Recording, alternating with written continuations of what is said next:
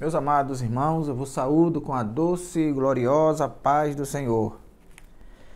Graças a Deus, nosso Salvador, nos concede vida e essa oportunidade para mais uma vez estarmos neste canal semeando a palavra salvadora do nosso Deus. Quero agradecer mais uma vez por você que nos acompanha, você que é inscrito e você que encaminha, compartilha as nossas mensagens. Muito obrigado. Abra sua Bíblia no livro dos Atos dos Apóstolos, capítulo 13, versículo 13. Atos dos Apóstolos, capítulo 13 e versículo 13, que diz: E partindo de Pafos, Paulo e os que com ele estavam, chegaram a Perge da Panfilha. Mas João, apartando-se deles, voltou para Jerusalém. Falaremos nesta oportunidade sobre o tema de volta para a casa da mãe. Glória a Deus. Meus amados irmãos, tendo Paulo sido interceptado por Jesus no caminho de Damasco, ele ficou 3 dias e 3 noites sem comer. Mas orientado por Deus,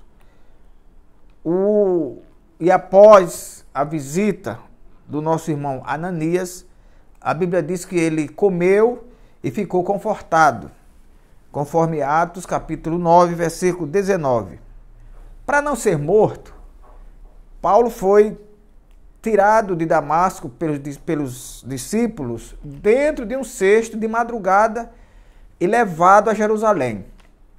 Lá em Jerusalém, ele foi apresentado aos apóstolos por Barnabé, tendo sido rejeitado e levado à casa, à sua terra natal, em Tarso da Cilícia. Apesar de não estar totalmente paralisado, ele ficou cerca de 14 anos num silêncio lá em Tarso. Enquanto a igreja trabalhava, houve ali um hiato e Pedro tomou a frente do trabalho e muito pouco se ouviu falar do nosso irmão apóstolo Paulo. Mas, revelado pelo Espírito Santo, ele foi separado juntamente com Barnabé para a primeira viagem missionária, tendo como cooperador o nosso irmão João Marcos, que era primo de Barnabé. E ali, a partir do desse versículo 13, há uma indicação de que aquele trio missionário que antes era liderado por Barnabé, passa a ser liderado por Paulo. E também naqueles dias, o nosso irmão Marcos, o evangelista Marcos, abandonou a missão e voltou para a casa da mãe em Jerusalém. Queridos irmãos, há muitas especulações a respeito do retorno, da deserção do nosso irmão João Marcos. Nós vamos tratar de algumas delas. Primeiro, nós queremos dizer que lá, aquele trio que era liderado por Barnabé, que era primo de Marcos, ele passa a ser liderado agora por Paulo. E com a assunção da liderança, houve também uma mudança no foco da pregação. Glória a Deus. Nós vamos ver que na liderança de Barnabé, está aqui escrito no capítulo 13, versículo 5, diz: E chegaram a Salamina, anunciavam a palavra de Deus na sinagoga dos judeus. Na sinagoga dos judeus, isto é, havia um foco claro na liderança sob a liderança de Barnabé para os judeus, a pregação para os judeus.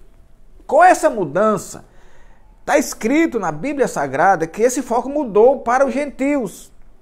E isso é facilmente entendido, porque a Bíblia diz lá em Mateus capítulo 10 e versículo 5, quando Jesus envia os apóstolos, ele diz, olha, não vades o caminho das gentes, nem entreis em casa de samaritanos, mas ide antes as ovelhas perdidas da casa de Israel. Então, havia um foco, um privilégio dado pelo Senhor para que eles pregassem aos judeus. E isso foi feito até Perge, por Barnabé, Paulo e Marcos. Quando Paulo assume a liderança, ele muda. E a Bíblia diz aqui, no mesmo capítulo 13, capítulo 14, versículo 27, diz, e quando chegaram, se reuniram a igreja e relataram quão grandes coisas Deus fizera por eles e como abriu aos gentios a porta da fé. Provavelmente, essa mudança de foco, como Paulo tenha sido, por Deus, dito lá no caminho de Damasco, que ele seria aquele que pregaria aos gentios de longe. Já Marcos e Barnabé, que eram anteriores de Marcos, de Paulo, eles foram orientados a pregar para os gentios, aliás, para os judeus. Enquanto eles pregavam para os judeus, Paulo pregava para os gentios. E provavelmente essa mudança provocou, quem sabe, um certo ciúme em Marcos, e ele voltou para casa, ele abandonou o ministério, voltou para a casa da mãe em Jerusalém. Glória a Deus. Queridos irmãos, nós podemos ver que essa mudança tinha a mão de Deus. Apesar de lá atrás Jesus ter falado para pregar as ovelhas perdidas, aqui tinha a mão de Deus. Porque Paulo e Barnabé faziam parte da a primeira igreja gentílica fundada em Antioquia. Então, se eles fundaram uma igreja entre os gentios em Antioquia, eles não iriam agora abandonar esse foco. Claro que o evangelho deveria ser pregado para todos, mas principalmente naquele momento aos gentios.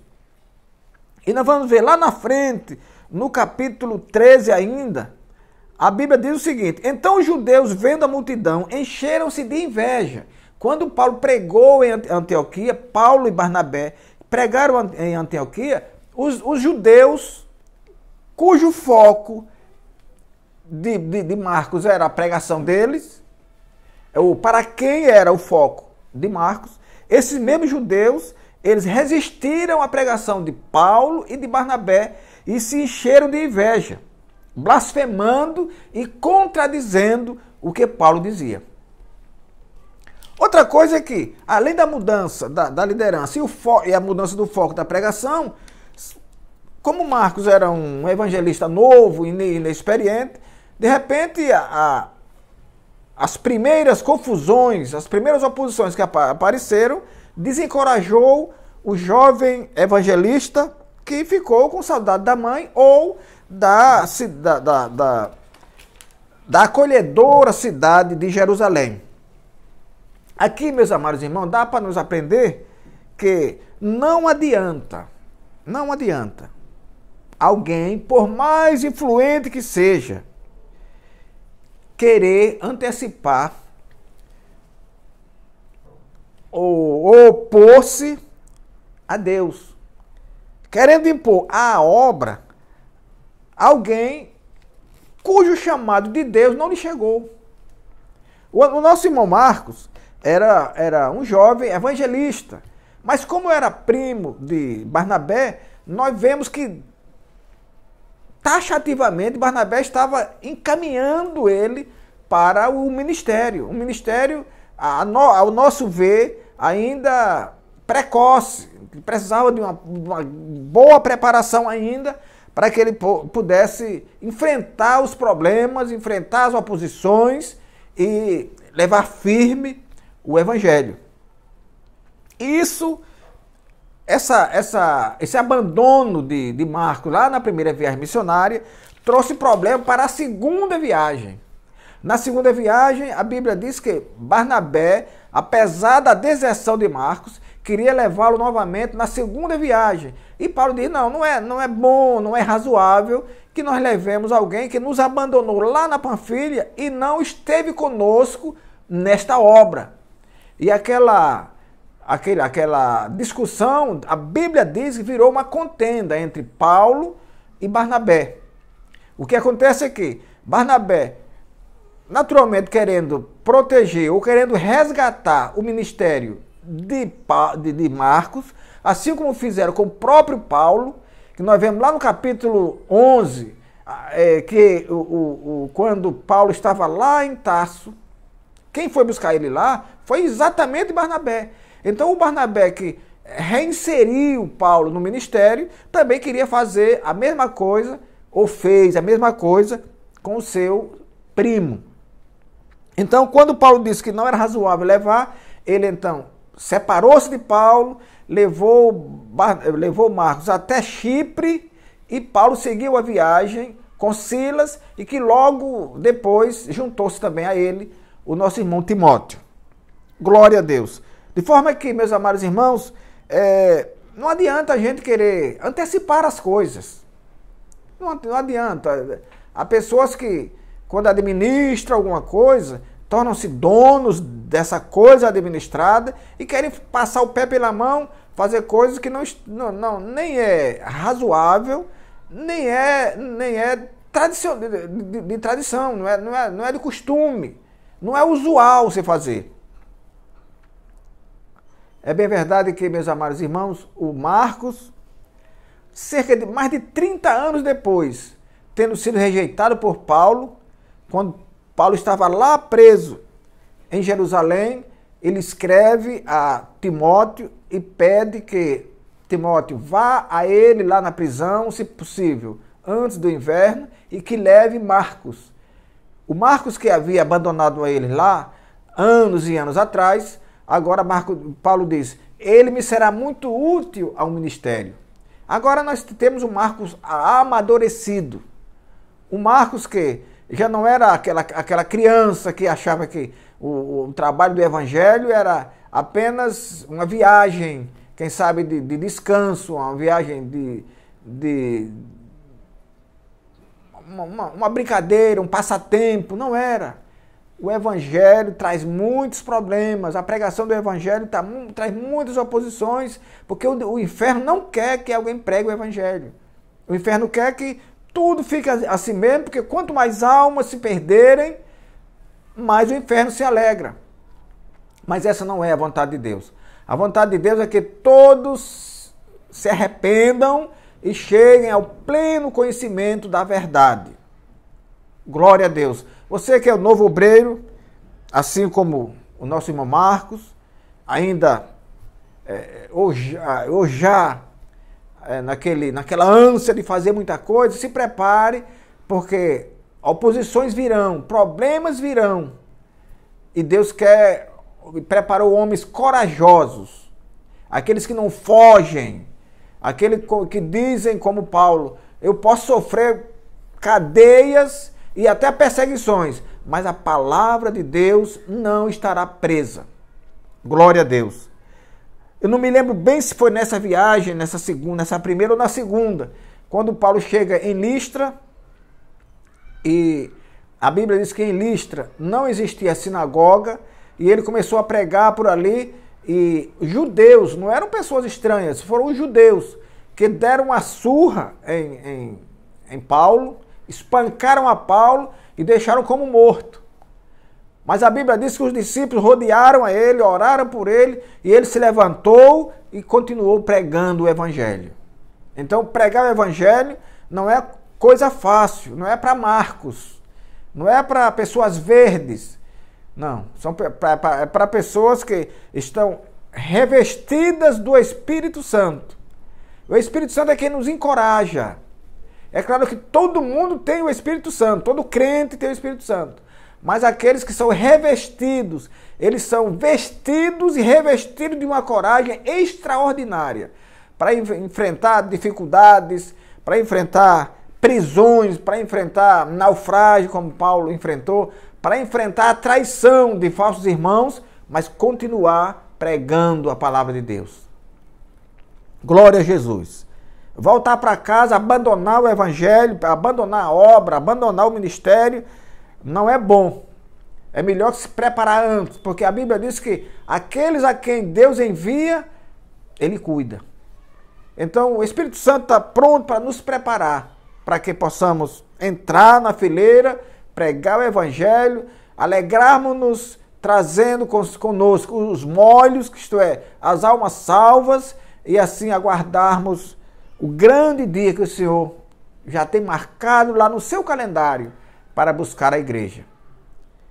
Logo, logo nós estaremos subindo pelo arrebatamento.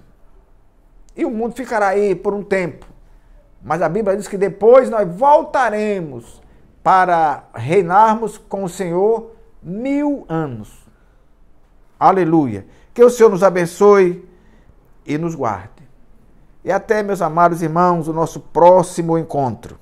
Inclinai os vossos ouvidos e vinde a mim, ouvi e a vossa alma viverá.